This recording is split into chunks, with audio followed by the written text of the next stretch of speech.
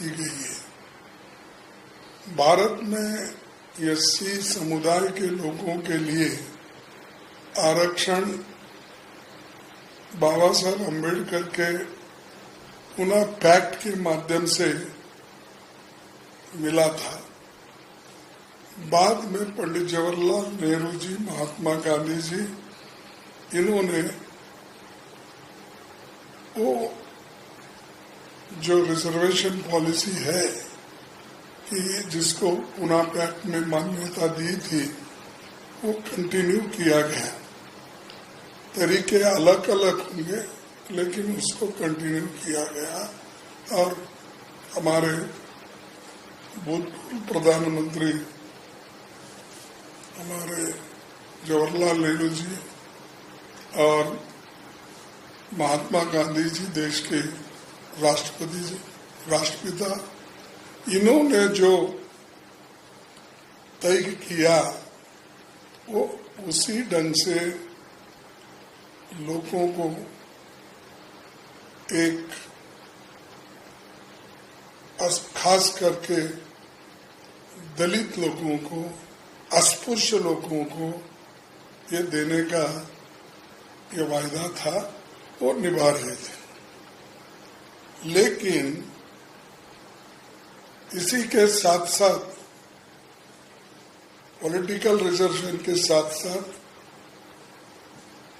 Education और हमारे employment, इन दोनों में भी रिजर्वेशन का मुद्दा था।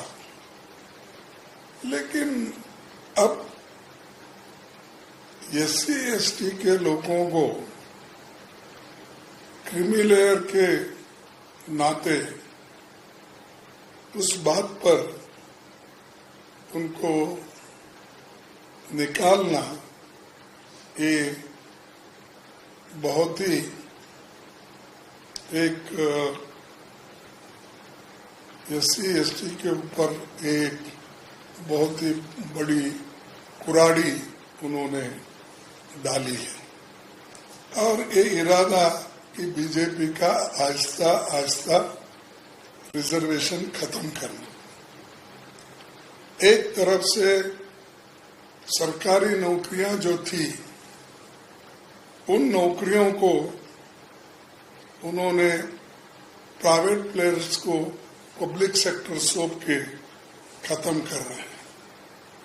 लाखों वैकेंसीज हैं, वो भर्ती नहीं कर रहे। और दूसरी मजे की बात यह है कि इतने बैकलॉग वैकेंसीज हैं, उन बैकलॉग वैकेंसीज में शेड्यूल कास्ट के सभी ग्रुप मिलके भी कोशिश करने के बावजूद भी वहां पर भर्ती नहीं हो रही, और किसी बड़े हुद्दे पे कोई शेड्यूल कास्ट का आदमी अभी भी नहीं है। तो इससे समझे वो आप क्रीमी लेयर ला के क्या किसको फायदा देना चाहते हैं? कि क्रीमी लेयर लाकर आप एक तरफ अछूत समाज को, शेड्यूल कास्ट जो लोग हजारों सालों से सभी चीजें एंजॉय किए हैं, उनको दे रहे हैं। ये इसके लिए मैं ये कंडम करता हूं। और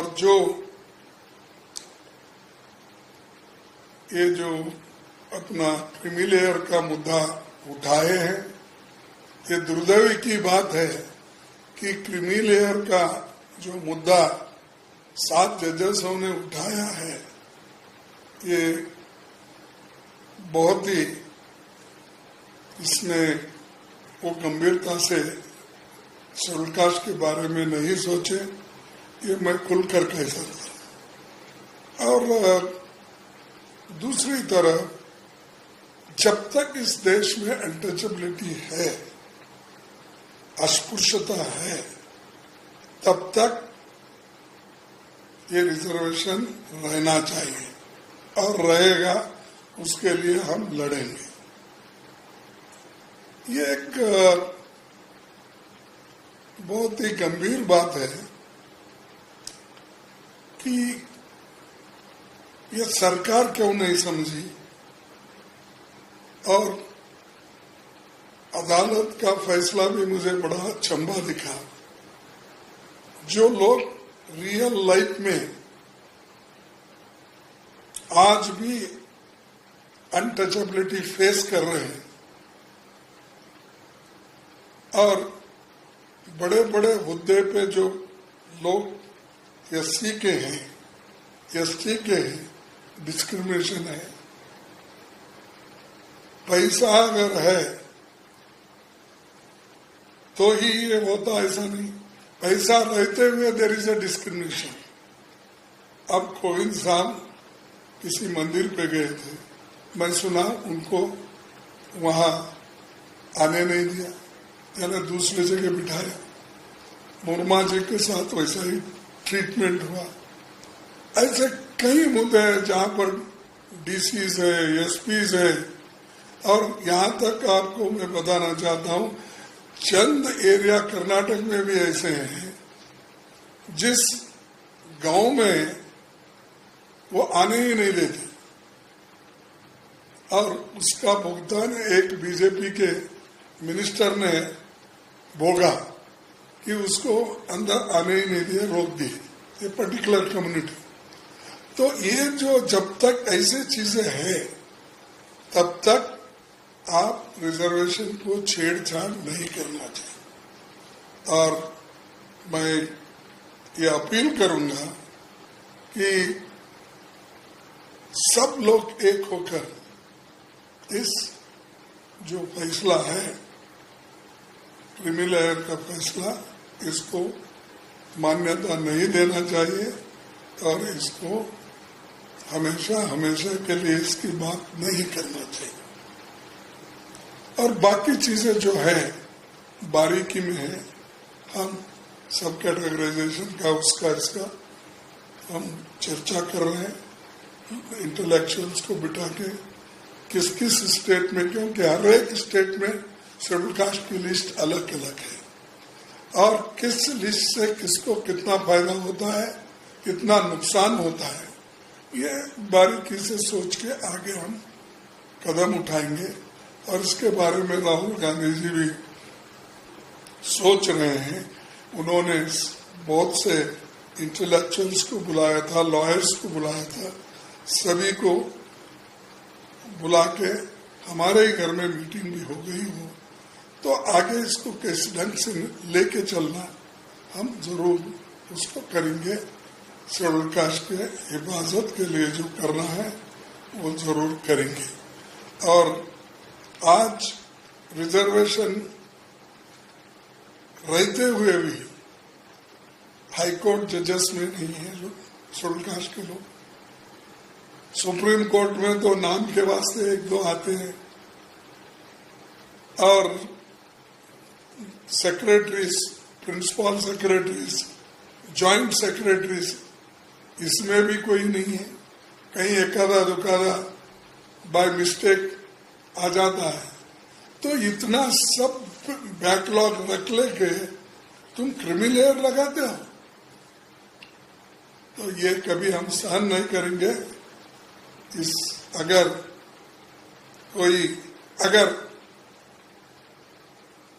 मैं आज पढ़ा प्राइम मिनिस्टर ने कुछ बोला है कि हम इसको हाथ नहीं लगाए, तो इमीडिएटली आप करना चाहिए। क्रीमी लेयर इसको लागू नहीं होगा तो पार्लियामेंट में ही लाना चाहिए था। पार्लियामेंट में लाके उस सुप्रीम कोर्ट को जजमेंट को नकार देना था। आपके पास तो 2 घंटे 3 घंटे में एक बिल बनती है। अब ये 10-15 दिन हो गए, इसके लिए तो आपके पास वक्त नहीं सोच समझ कर करने के लिए।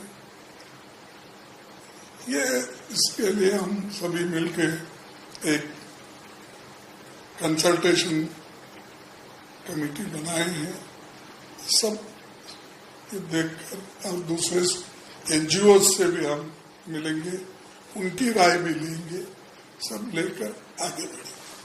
सर, कंसल्टेशन कमेटी की बात कर रहे हैं, आप कांग्रेस की है या पूरा इंडिया ब्लॉक के लोग हैं, जो पार्टियां हैं? नहीं, कांग्रेस पार्टी के लोग ये चाहते हैं कि दूसरे एनजीओ को भी इसमें इन्वॉल्व करें, उनसे पूछताछ करें। जो लोग 10, 20, 40, 50 साल से इस पे अभ्यास किए हैं और कॉन्स्टिट्यूंट असेंबली के जो भी विचार है उसमें जो डिस्कशन हुआ, उसमें डॉक्टर बाबा साहब अम्बेडकर ने क्या बोला, दूसरों ने क्या बोले, ये सब हमको देखना पड़ता है। इसके लिए ये कांग्रेस पार्टी सबकी राय लेके आगे बढ़ेगी।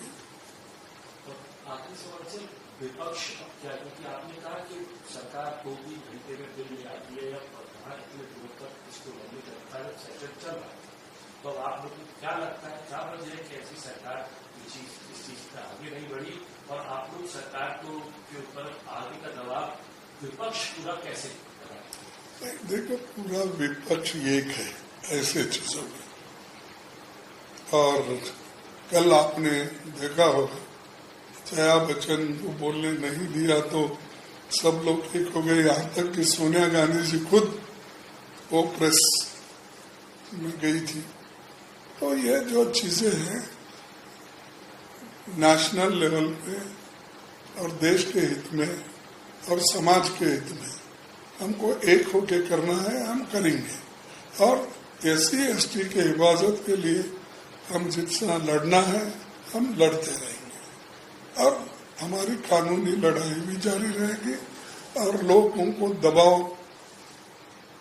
सरकार को दबाव में लाने के लिए हमें क्या करना है। Thank you. हाँ, मुझे बेंगलुरु जाना है।